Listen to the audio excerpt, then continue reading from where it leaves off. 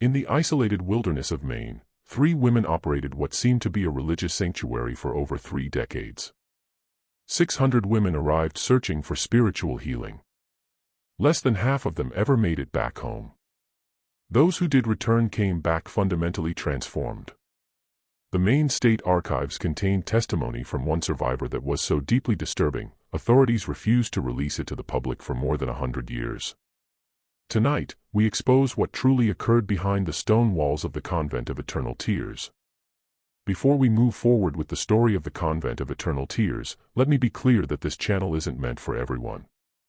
It's reserved for the bravest souls who dare to explore the darkest moments of American history. If you possess the courage to learn what actually happened in the shadows of our past, click that subscribe button and tell us in the comments which state you're listening from. Are you daring enough to become part of our community of genuine mystery seekers? Let's discover this together. What makes this story particularly terrifying is that it wasn't motivated by religious or supernatural elements, but by something considerably more horrifying. The calculated quest for knowledge at any human cost, concealed behind a mask of Christian compassion. During the late 18th century, the District of Maine remained part of Massachusetts, a frontier territory where isolated communities fought to survive brutal winters and even harsher circumstances. The coastal community of Millbridge, with barely 300 residents, functioned as a trading center for lumber dealers and fishermen daring enough to navigate the dangerous Atlantic waters.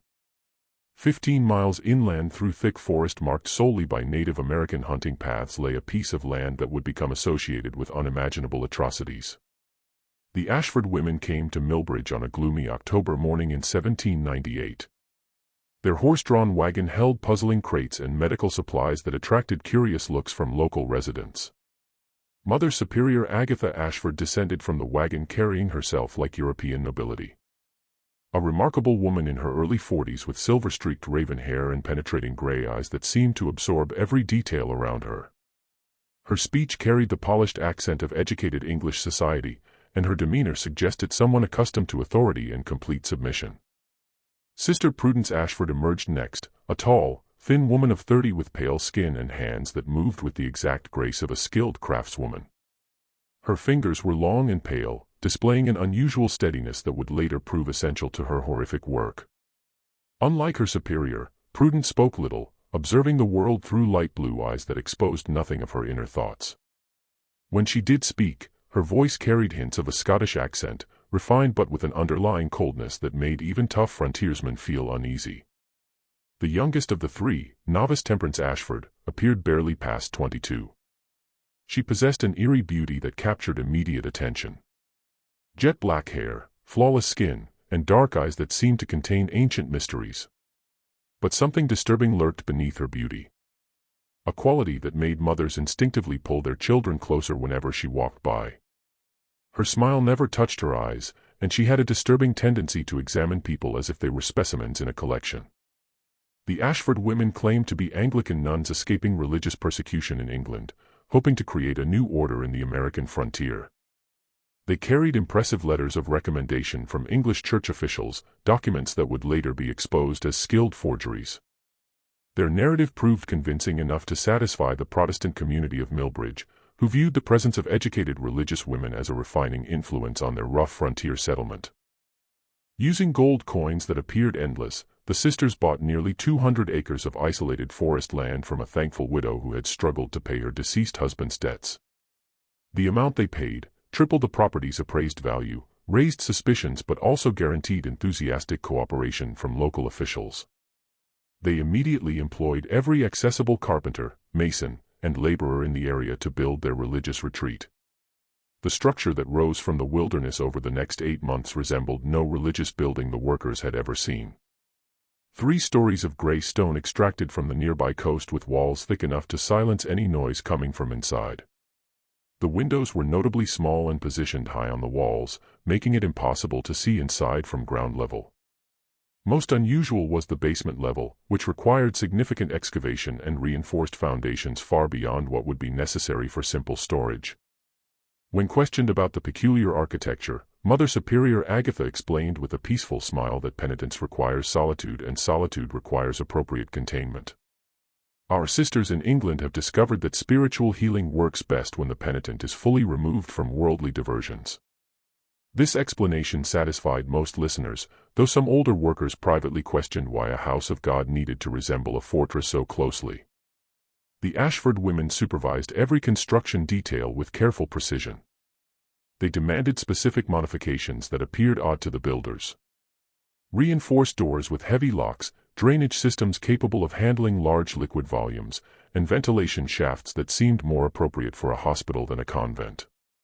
When workers inquired about these elements, the sisters referenced their experience with similar religious institutions in Europe, claiming these were standard provisions for intensive spiritual guidance. Dr. Samuel Hartwell, the traveling physician who served frontier settlements, became one of the sisters' earliest and most passionate supporters. A man in his 50s known for progressive medical thinking, Dr. Hartwell was immediately impressed by the sisters' apparent knowledge of feminine psychology and mental disorders. During their initial meeting, he was astonished by their advanced understanding of conditions that most doctors barely acknowledged. The sisters possess remarkable insight into the nature of feminine hysteria and melancholia, he recorded in his journal. Their methods, while unorthodox, rest on sound medical principles that I fear are decades ahead of current American practice. They speak of techniques for addressing the fundamental causes of mental disturbance rather than simply treating symptoms. What Dr. Hartwell omitted from his official journal was the private discussion he held with Mother Superior Agatha regarding the financial arrangements for their partnership. In exchange for referring challenging cases to the convent and providing medical supplies through his contacts, Dr. Hartwell would receive a substantial monthly payment and access to detailed case studies that could advance his own medical career. For a physician struggling to earn a living on the frontier, this was an offer too tempting to decline. The convent's reputation spread throughout the territory with remarkable speed. Families from settlements as distant as Portsmouth, Portland, and even Boston began hearing whispered recommendations about the Ashford sisters' miraculous capacity to transform troublesome women into model citizens. The price was high. $20 silver for 1 month of treatment, $50 for 3 months, and $100 for what they termed complete reformation. But for desperate families dealing with scandalous daughters or hysterical wives, it seemed a reasonable price for peace and social standing. The kinds of women sent to the Convent of Eternal Tears mirrored the social anxieties of early 19th century America. Unmarried mothers who refused to disclose their lovers' identities arrived alongside wives who had openly challenged their husband's authority. Daughters who rejected arranged marriages were delivered to the same institution that received women who had shown excessive interest in books or politics. The common element was defiance. Women who had somehow stepped outside the narrow boundaries of acceptable feminine conduct. Religious tensions of the era also influenced the convent's clientele. Puritan families occasionally sent daughters who had shown interest in Anglican or Methodist teachings, while Anglican families disposed of daughters attracted to the emotional intensity of Baptist revival meetings. The Ashford sisters welcomed all denominations with equal enthusiasm, claiming their methods transcended sectarian differences through the universal power of Christian discipline. The first sign that something was profoundly wrong at the Convent of Eternal Tears came on a bitter February night in 1803 when young Thomas Brewster was hunting in the forest surrounding the mysterious institution. The 20-year-old trapper had been following a wounded deer for hours through the snow-covered wilderness when unusual sounds drew his attention toward the stone building that loomed dark against the winter sky. Thomas had grown up in these woods and recognized every natural sound. The crack of ice-heavy branches, the distant howl of wolves, the whisper of wind through pine needles. But what he heard that night was different, deeply wrong, and unmistakably human. Through the snow-heavy air came screaming that rose and fell in waves, sometimes fading to desperate whimpers before erupting again into raw primal shrieks of agony that froze the blood in his veins. Abandoning his wounded prey, Thomas crept closer to the convent, his heart pounding as the terrible sounds continued. The building appeared completely dark from outside, but as he circled toward the rear, he noticed a faint glow coming from basement windows partially hidden by snow drifts. The screaming grew louder as he approached, and with it came other sounds, the clink of metal instruments, urgent whispered conversations, and something that sounded disturbingly like sawing. Through a partially frosted basement window, Thomas glimpsed a scene that would haunt him for the rest of his life. The basement had been transformed into what could only be described as a surgical theater, brilliantly lit by dozens of oil lamps and candles that cast dancing shadows on the stone walls. A woman was secured to a wooden table with leather restraints, her head held immobile by a metal apparatus that looked more like a torture device than medical equipment. Sister Prudence stood over the restrained woman, her usually pale face flushed with concentration as she manipulated what appeared to be a long, thin metal rod. The patient's head partially shaved, revealing pale scalp marked with dark lines drawn in ink. Most horrifying of all, there was clearly an opening in the woman's skull. Thomas could see the gleam of exposed bone and something darker underneath that he realized with sick horror was brain tissue. The screaming woman's eyes were wide with terror and pain. But what made the scene even more nightmarish was the clinical detachment of her tormentors. Mother Superior Agatha stood nearby with a notebook, calmly recording observations as if she were documenting a routine medical procedure. Novice Temperance held additional instruments, passing them to Sister Prudence with the practiced efficiency of an experienced surgical assistant. Thomas watched in frozen horror as Sister Prudence inserted the metal rod deeper into the woman's skull. The screaming reached a crescendo that seemed to shake the very stones of the building, then suddenly cut off as the patient lost consciousness. The sisters continued working with methodical precision, apparently untroubled by the fact that their patient was no longer responsive to their ministrations. Unable to witness any more, Thomas fled into the night, stumbling through snowdrifts in blind panic. The image of that basement chamber burned itself into his memory. The casual efficiency of the procedures, the scientific detachment of the perpetrators, and most terrifying of all, the realization that this was clearly not the first time such horrors had occurred within those stone walls. When Thomas reached town the next morning, he burst into his father's blacksmith shop, babbling about torture chambers and brain surgery with such frantic intensity that his father feared the boy had suffered a mental breakdown. The elder Brewster, a practical man who valued community stability above all else, listened with growing alarm, as his son described scenes that seemed to belong in Gothic novels rather than a respectable religious institution. "Thomas," his father said carefully, "you were hunting alone in a blizzard in the dark after tracking a wounded animal for hours. The mind can play terrible tricks under such circumstances. Perhaps what you saw was a medical procedure of some kind. The sisters are known to treat various feminine ailments that require intimate intervention." But Thomas's description was too detailed, too specific to be dismissed as hallucination or misunderstanding. He could describe the layout of the basement chamber, the specific instruments he had observed, and most convincingly, the clinical manner in which the procedures were being conducted. This wasn't the random violence of madness, but something far more sinister, systematic, methodical, and clearly practiced. The elder Brewster decided to consult with Deacon Morrison, the town's most respected citizen and unofficial moral authority. Morrison was a cautious man who had built his reputation on careful judgment and community harmony. The Ashford sisters had been model citizens for 5 years, contributing generously to local charities and maintaining perfect decorum in their rare public appearances. More importantly, several prominent families currently had daughters and wives receiving treatment at the convent. "We must be extremely careful," Deacon Morrison warned after hearing Thomas's account. "Accusations of this nature could destroy reputations and tear our community apart. These are respected women of God, not common criminals. There must be a reasonable explanation for what the boy thinks he saw." However, the deacon was too responsible to ignore such serious allegations entirely. He agreed to make a discreet inquiry, visiting the convent the following week under the pretense of discussing a church fundraising event that would require the sisters' participation. Mother Superior Agatha received him in the convent's austere parlor, a sparsely furnished room dominated by a large wooden crucifix and religious paintings that seemed to watch visitors with judgmental eyes. Her manner was perfectly gracious and composed, showing no sign of anxiety or guilt as she served tea and inquired about his family's health with apparent genuine concern. When Deacon Morrison delicately mentioned that local hunters had reported unusual noises coming from the convent at night, Mother Superior Agatha's expression showed only mild concern and understanding. "Deacon Morrison," she said in her cultured English accent, "we often conduct intensive prayer sessions for our most troubled residents during the quiet hours of night.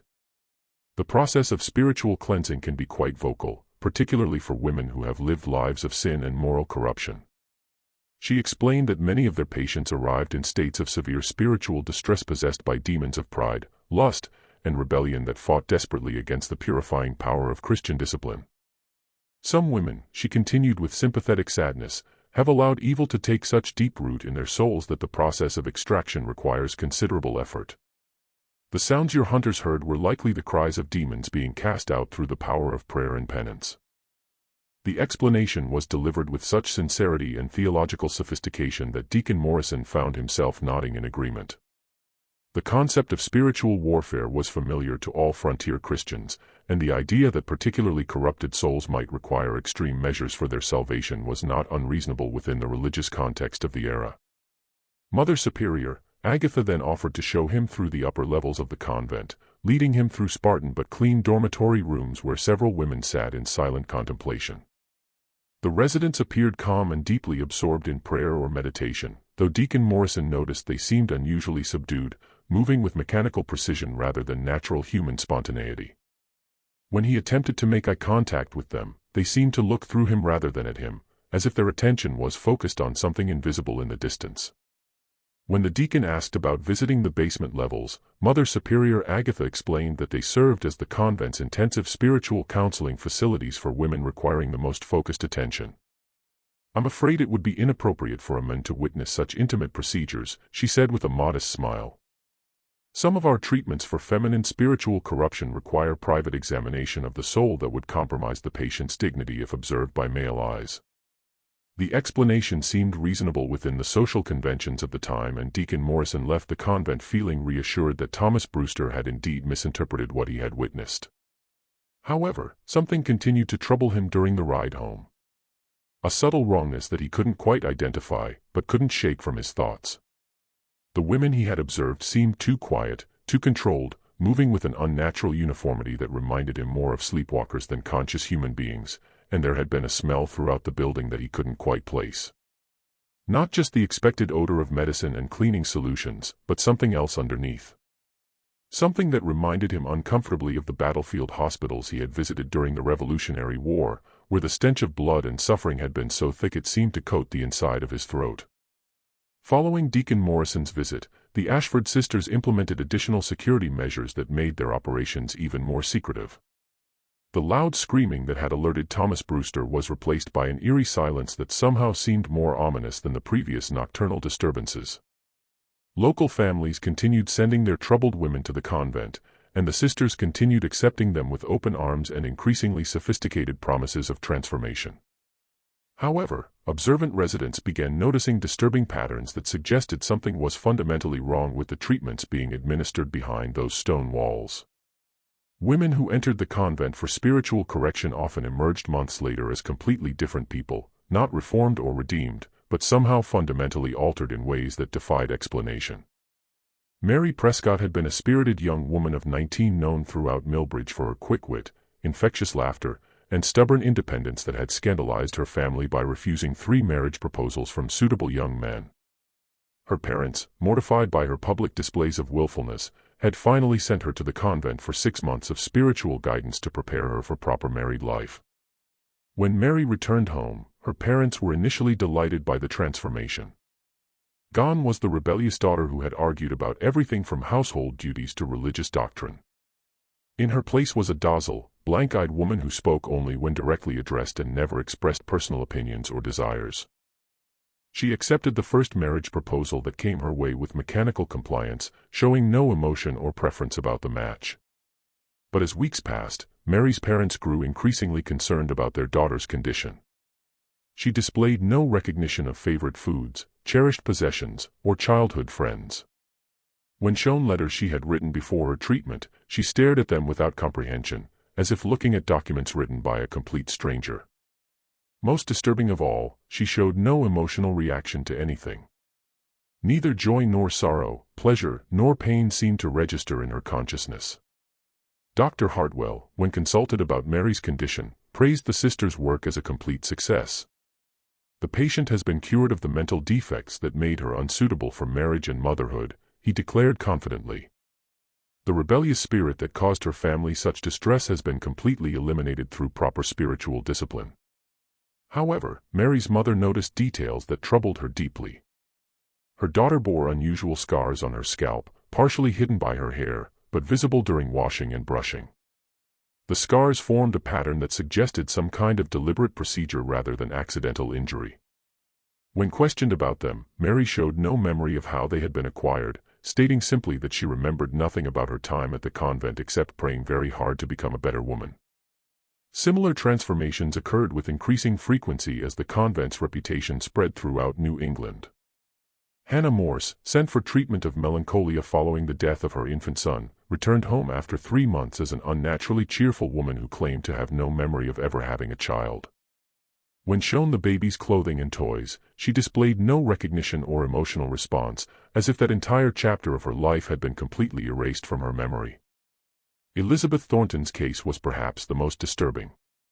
The merchant's wife had been committed to the convent for hysteria after publicly accusing her husband of adultery and demanding a divorce. Scandalous behavior that threatened both family's social standing. When she returned after 4 months of treatment, she not only retracted her accusations, but insisted she had never made them. More troubling still, she seemed to have no memory of the events that had led to her commitment. Describing her marriage as perfectly happy and her husband as beyond reproach. Elizabeth's physical condition was also concerning.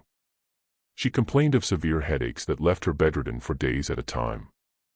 And family members noticed that she often seemed confused about basic information, forgetting the names of longtime friends, becoming lost in familiar neighborhoods, and struggling with simple tasks that had once been second nature to her.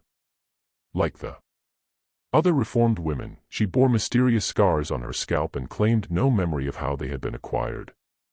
Dr. Hartwell continued his enthusiastic endorsement of the Ashford methods, though his own behavior grew increasingly erratic as the years passed. The once respected physician began drinking heavily and often spoke in rambling monologues about advancing medical science and necessary sacrifices for the greater good of humanity. His journal entries from this period discovered after his death reveal a man wrestling with his conscience while justifying increasingly horrific actions. The procedures I have witnessed challenge every principle of medical ethics I was taught. Yet the results are undeniable. The sisters have achieved what European physicians only theorize about. The ability to alter personality, suppress specific memories, and modify behavior through direct surgical intervention in the brain. Their documentation is meticulous, their methodology sound, their results consistent and reproducible. History will judge whether we are pioneers advancing human knowledge or monsters exploiting human suffering. The flow of correspondence between the convent and various European medical institutions intensified dramatically during this period. Local postal workers, though sworn to confidentiality through generous payments, couldn't help but notice the volume of packages and letters bearing foreign addresses. The Ashford sisters were receiving regular shipments of medical texts, surgical instruments, and chemical compounds while sending out detailed reports and what appeared to be preserved biological specimens. Mother Superior Agatha began making monthly trips to Portland and Boston, always returning with crates of supplies and equipment that required careful handling. She explained to curious locals that the convent was pioneering revolutionary treatments for feminine mental disorders, combining traditional spiritual healing with the latest advances in European medical science. Her cultured manner and obvious education made these explanations seem plausible to a community that valued both religious faith and scientific progress. But some residents remained deeply suspicious of the changes they observed in the convents. Patients. Martha Goodwin, whose daughter Rebecca had undergone treatment and returned fundamentally altered, began quietly questioning other families about their experiences. She discovered a disturbing pattern. None of the women who had received intensive treatment in the basement facilities could remember anything about their time at the convent except fragments of prayers and religious instruction. Martha's investigation revealed another troubling fact. Several women had simply never returned from the convent at all. When families inquired about their missing daughters or wives, the Ashford sisters claimed these women had experienced such profound spiritual awakening that they had chosen to remain as permanent residents, dedicating their lives to prayer and service. However, families who requested to visit these supposed residents were politely but firmly turned away, told that the women had taken strict vows of silence and seclusion that prohibited any contact with their former lives. The mystery deepened when Martha learned that the convent was accepting women from increasingly distant locations. Wealthy families from New York, Philadelphia, and even Charleston were sending their most problematic daughters to the remote Maine institution, apparently willing to pay substantial sums and travel great distances for the promise of complete behavioral transformation. The fees had risen accordingly.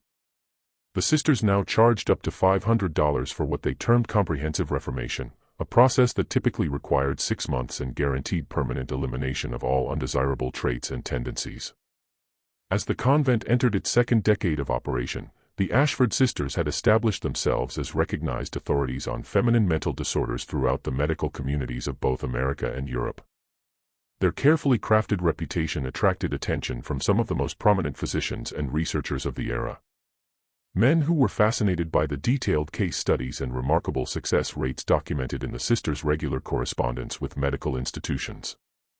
Dr. Jonathan Whitmore of Harvard Medical School became one of their most dedicated correspondents, maintaining a regular exchange of letters that lasted for over 15 years. In his communications preserved in the Harvard archives, he expressed amazement at the sophistication of their research.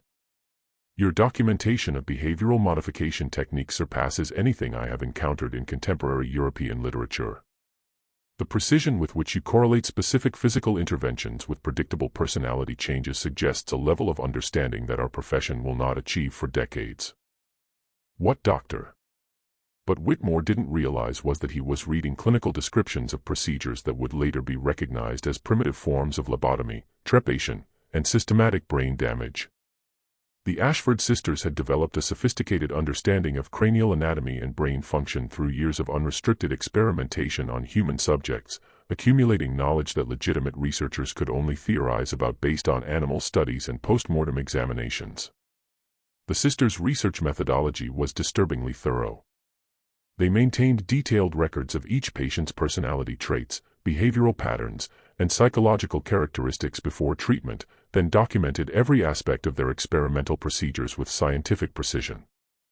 Post-treatment observations tracked changes in memory, personality, cognitive function, and behavior with the same meticulous attention to detail that characterized legitimate medical research. Their surgical techniques evolved significantly during this period. Sister Prudence had become remarkably skilled at what she termed targeted cranial intervention, developing methods for accessing specific regions of the brain through carefully calculated entry points. Her detailed anatomical drawings discovered decades later showed various approaches to different brain structures with precise measurements and angles that demonstrated sophisticated understanding of cranial anatomy. The procedures themselves were conducted with clinical detachment that made them even more horrifying. Patients were typically sedated with laudanum or other opiates, but not enough to eliminate consciousness entirely. The sisters needed their subjects to remain responsive so they could monitor the effects of their interventions in real time. They would ask questions, give commands, and observe changes in behavior as they manipulated different brain regions with their instruments. Novice Temperance had evolved into the group's expert on what they called psychological conditioning and behavioral reconstruction. She developed elaborate protocols for reinforcing the effects of surgical procedures through carefully designed programs of reward and punishment, sensory manipulation, and psychological pressure. Her methods included controlled nutrition, sleep deprivation, temperature extremes, and social isolation. All calibrated to break down existing personality structures and rebuild them according to desired specifications.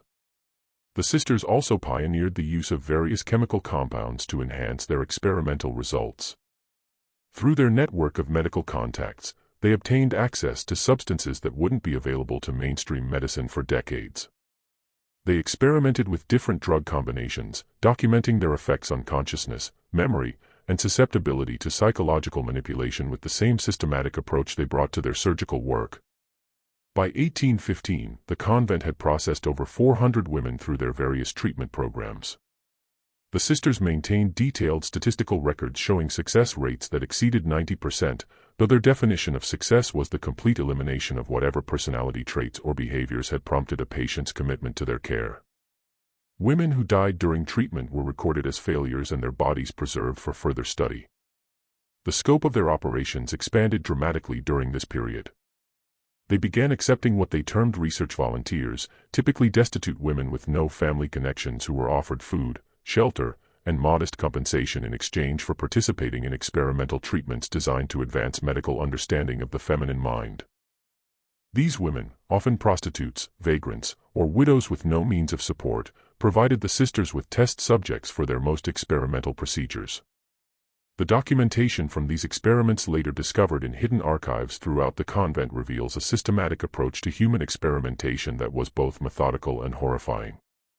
The sisters recorded precise measurements of skull dimensions, detailed descriptions of brain tissue reactions to various stimuli, and careful observations of the relationship between specific surgical interventions and behavioral changes. They also maintained extensive correspondence with researchers throughout Europe and America, selling their findings to medical institutions that were unable or unwilling to conduct such studies themselves. The letters reveal a thriving black market in human experimentation data, with the Ashford sisters serving as primary suppliers of information that couldn't be obtained through legitimate research methods. Dr. Heinrich Zimmermann of the University of Vienna became one of their most lucrative customers, paying substantial sums for detailed documentation of personality modification through surgical intervention. His letters, intercepted decades later by authorities, specifically requested information about procedures for eliminating specific memories, reducing emotional responsiveness, and creating what he termed compliant behavioral states in female subjects. The University of Edinburgh, ironically the same institution that had expelled Dr. Agatha Brennan years earlier, unknowingly purchased research data from their former colleague through intermediaries who didn't reveal the true source of the information. The university's medical school incorporated the Ashford findings into their curriculum, teaching surgical techniques and psychological theories that were based on systematic human experimentation conducted in the Maine wilderness. Perhaps most chilling of all, the sisters began accepting commissions for specific types of behavioral modification. Wealthy families could request particular personality changes in their problematic relatives, eliminating artistic interests, reducing intellectual curiosity, suppressing romantic attachments, or creating perfect domestic compliance. The sisters developed specialized procedures for each type of modification, charging premium prices for their increasingly sophisticated services. The careful facade that had protected the Ashford sisters for nearly 2 decades began to show its first serious cracks in the winter of 1818, when a young woman named Sarah Whitman arrived at the convent under circumstances that would ultimately prove to be their undoing. Unlike the broken, desperate women who typically sought the sisters' help, Sarah came as a fighter, possessed of an intelligence and strength of will that had not been crushed by the social pressures that usually preceded commitment to the institution. Sarah's crime was having given birth to a child out of wedlock and steadfastly refusing to reveal the father's identity, despite months of pressure from her wealthy Boston family. Her parents, prominent merchants with a reputation to protect, had initially attempted to arrange a discreet marriage or adoption that would preserve family honor. When Sarah rejected both options, insisting on her right to keep her child and live independently, they declared her mentally unstable and arranged for her commitment to the Convent of Eternal Tears. At 24, Sarah possessed a formidable intellect that had been nurtured by progressive parents until her pregnancy made her an embarrassment. She had received an unusually comprehensive education for a woman of her era, including exposure to medical texts through her father's connections with Boston physicians. This background gave her knowledge that would prove crucial to recognizing the true nature of the Ashford sisters' activities. From the moment of her arrival, Sarah understood that the convent was not what it appeared to be. The other residents moved with the mechanical precision of people whose personalities had been fundamentally altered, their responses unnaturally controlled, and their eyes disturbingly vacant. Many bore visible scars on their scalps, partially concealed by hair that had been allowed to grow back over surgical sites. Most telling of all, several women displayed clear symptoms of brain damage, difficulty with speech, memory problems, and personality changes so dramatic they seemed like entirely different people. Sarah's medical knowledge allowed her to recognize these symptoms for what they were, the results of deliberate surgical intervention in the brain. During her first week at the convent, she was subjected to the same preliminary examinations that preceded all intensive treatments, detailed measurements of her skull, extensive questioning about her personality traits and behaviors, and physical tests that seemed designed to map her neurological responses rather than assess her spiritual condition. The Ashford sisters were initially puzzled by Sarah's resistance to their standard conditioning procedures. Most patients, already broken by social shame and family rejection, quickly submitted to the convent's authority structure. Sarah, however, maintained her defiance even under increasingly harsh treatment designed to break down her psychological defenses and prepare her for more intensive intervention. She was placed in solitary confinement for days at a time, denied adequate food and water, and subjected to hours of psychological abuse designed to destroy her sense of self-worth. Sister Temperance, the convent's expert in behavioral conditioning, employed every technique in her arsenal to break Sarah's will. Sensory deprivation, temperature extremes, sleep disruption, and constant verbal assault on her character and worth as a human being. Through it all, Sarah remained alert and determined to escape. She used her time in isolation to mentally map the convent's layout, memorize the sisters' routines, and plan her eventual flight to freedom. More importantly, she began documenting her observations in a makeshift journal written on scraps of paper with ink made from berry juice and hidden in the seams of her clothing. Sarah's breakthrough came during a violent thunderstorm in March 1819 when flooding in the basement disrupted the convent's normal operations. The sisters were forced to relocate equipment and patients to higher floors, creating confusion that gave Sarah the opportunity she had been waiting for. In the chaos of moving materials and managing crisis, she slipped away from her guards and began exploring areas of the building that were normally strictly forbidden to patients. What she discovered in the basement chambers exceeded her worst fears. The flooded rooms contained evidence of procedures that defied comprehension. Operating tables equipped with restraints designed to immobilize patients completely. Collections of surgical instruments unlike anything used in conventional medicine. And most horrifying of all, preserved specimens of human brain tissue floating in glass jars, each carefully labeled with patient names, dates, and procedural notes. The surgical records she found documented procedures that she recognized as deliberate brain damage inflicted with scientific precision. The notes described the systematic removal of brain tissue from specific regions with careful observations about resulting changes in personality, memory, and behavior. Some entries included detailed sketches of open skulls and anatomical diagrams showing the precise locations of surgical interventions. Most damning of all, Sarah discovered extensive correspondence files containing letters from European physicians who were purchasing the sisters' research data for substantial sums of money. The letters discussed the acquisition of experimental results and anatomical specimens with the casual indifference of commercial transactions. It became clear that the convent was operating as a business enterprise, selling the results of human experimentation to researchers who were unwilling or unable to conduct such studies themselves. Armed with this knowledge and samples of documentation that she managed to conceal on her person, Sarah began planning her escape with desperate urgency. She knew that she was scheduled for intensive treatment within days, and she understood that this would likely leave her as damaged as the other women she had observed. Her window of opportunity was closing rapidly, and the sisters were becoming increasingly suspicious of her continued resistance to their conditioning methods. The escape attempt came on a moonless night in early April 1819 when Sarah managed to overpower a guard and flee into the surrounding forest. The Ashford sisters immediately organized a massive search effort, knowing that Sarah possessed information that could destroy their carefully constructed facade and expose decades of criminal activity. For 3 harrowing days, she evaded capture while making her way through the wilderness toward the nearest settlement, surviving on spring water and whatever edible plants she could identify. The sisters' pursuit was relentless and well organized. They knew the terrain intimately and had the resources to mount a comprehensive manhunt that included local men who had been hired under the pretense of searching for a mentally disturbed woman who might harm herself. Sarah could hear her pursuers throughout her flight, their calls echoing through the forest as they systematically searched every possible hiding place. On the second night of her escape, Sarah was nearly recaptured when she stumbled into a search party while seeking shelter from a sudden rainstorm. Only quick thinking and intimate knowledge of the forest gained during childhood visits to her grandfather's logging camp allowed her to evade detection. She spent the remainder of the night hiding in a fallen tree, listening to her pursuers search the area around her hiding place. Just when we thought the horrors of the Maine wilderness couldn't get worse, Sarah's desperate flight through the forest intensifies. If this story is giving you chills, share this video with a friend who loves dark mysteries. Hit that like button to support our content, and don't forget to subscribe to never miss stories like this. Let's discover together what happens when Sarah finally reaches civilization and the shocking truth begins to unravel. By the 3rd day, Sarah's physical condition was deteriorating rapidly. She was dehydrated, exhausted, and suffering from exposure to the harsh April weather.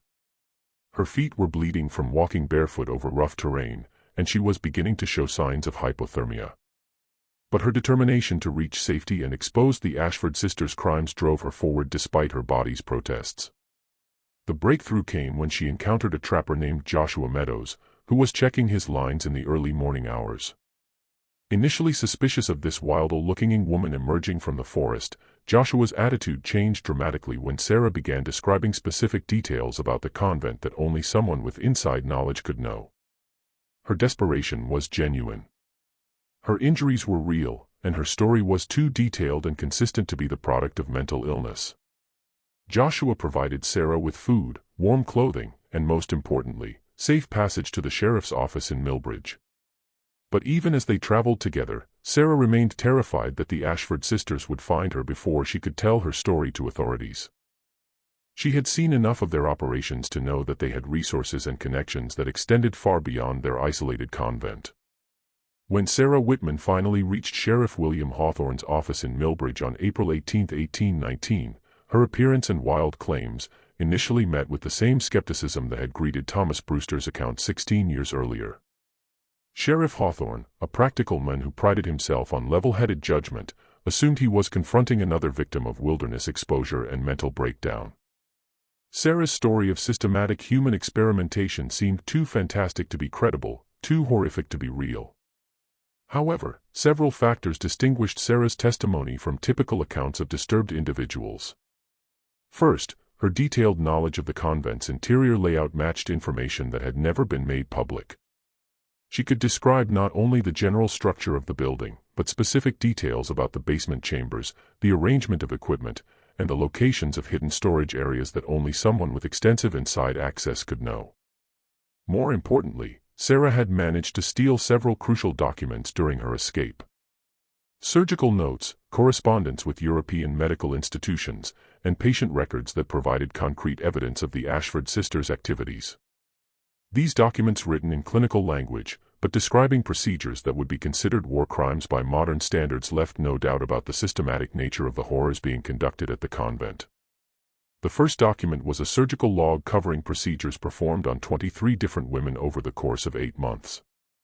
The entries were written with scientific precision, documenting operations that involved drilling holes in patients' skulls and inserting various implements to damage or remove specific brain tissues. Each entry included detailed preoperative personality assessments, surgical notes describing the exact procedures performed, and postoperative observations tracking changes in behavior, memory, and cognitive function. One particularly chilling entry described the case of Margaret Fowler, a 19-year-old woman who had been committed for excessive reading and intellectual curiosity inappropriate to her sex. The surgical notes documented a procedure designed to damage the brain regions associated with learning and memory, with the stated goal of reducing patients' compulsive interest in books and abstract thinking while preserving basic domestic skills. The postoperative observations showed the horrific success of the procedure. Margaret's personality had been fundamentally altered. Her love of reading was completely eliminated. Her vocabulary was dramatically reduced and her ability to engage in complex reasoning was severely impaired.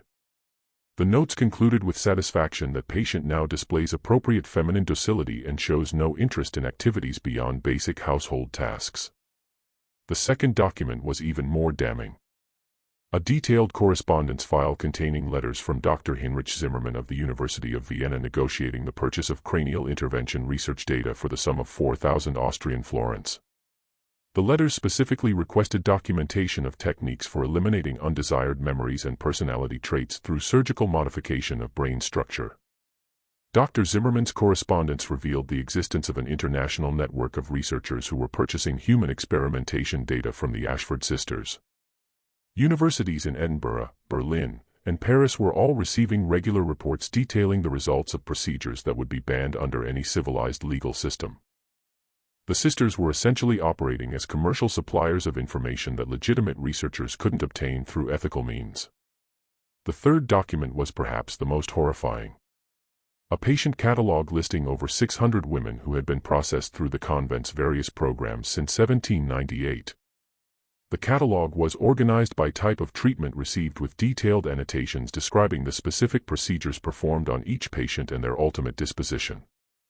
The majority of entries were marked reformed and returned, women who had undergone surgical modification and been sent back to their families with altered personalities. A smaller number were listed as permanent residents, women who had supposedly chosen to remain at the convent, but whose current whereabouts were unspecified. Most troubling of all, nearly 200 entries were marked simply as expired. Women.